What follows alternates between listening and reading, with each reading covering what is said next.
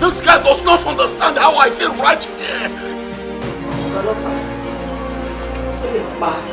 Bàbá mi Fatalige sọ fún mi pé kíní ìyọ̀wọ̀ ni o. Dọ́gì ni mo lọ ṣe, dọ́gì ló kó bá mi. Ẹ wá bá mi kọ́ ni yẹn pé àti pé máa yóò ọmọ mi tó lóhùn.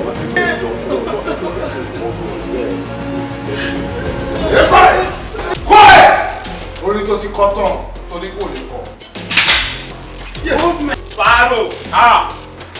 Wọ́n sọ statement nígbà láti máa lọ pé ló dáhùn lójú pé wọ́n máa rí ẹ̀mí náà wò ní.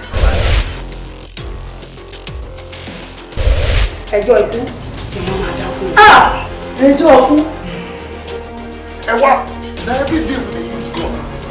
Ojoojúmọ́ la fi ń gbébọ̀. Ojoojúmọ́ la fi ń rí blood. Because ẹni tá fẹ́ deliver cocaine fún tó bá jẹ́ ọ̀bà ṣe normal we go show. Báwo ni ó ní kò jẹ́ kó o sọ̀rọ̀ afẹ́fẹ́ ọ̀rọ̀ tó sọ yìí ṣàṣẹ̀ṣẹ̀ ń gbọ́ ni ṣàṣẹ̀ṣẹ̀ gbọ́ náà láti gbọ́ several times ìwọ ní kò kíyè sára. a rí rí pé wọ́n yẹgi fún yín ní ojú mi báyìí tí ẹ̀ bá jẹ́wọ́ fún mi.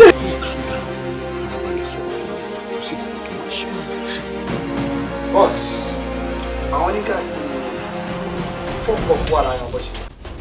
Ó mú ìkùnà dání. Lóòmọ tí wọ́n ń pè ní aramasa. Ọmọ aramasa ẹni tó mọ ọkọ̀ náà wò. Lórí ìgbà tí olùgbé wà lórí ìpàṣẹ tètè ẹ̀yà lọ́wọ́ àwọn wa. Ẹni tó tọwọ́ tèmi náà tó ń lò pẹ́bí ilẹ̀ rẹ̀. Bàtà máa ń sin ojú. Àti ọ̀la náà. She has changed. And they're writing for us now to go to the police station. Very, very good. Wọ́n gbọ́dọ̀ sọ fún mi pé ṣé òun rọ́wọ́ kan fẹ́ fún mi. Owó tí mo fẹ́ fún mi lọ́ọ̀rẹ́ ìbọn.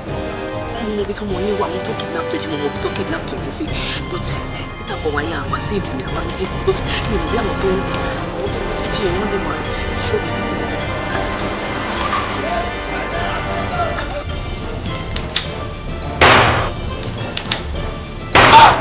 Ọdún kú rè owó oṣù mi dà. Owó oṣù mi wọ́n jẹ̀ fún mi balance owó oṣù mi kọ́ lè bọ́ fún ẹ. Owó oṣù.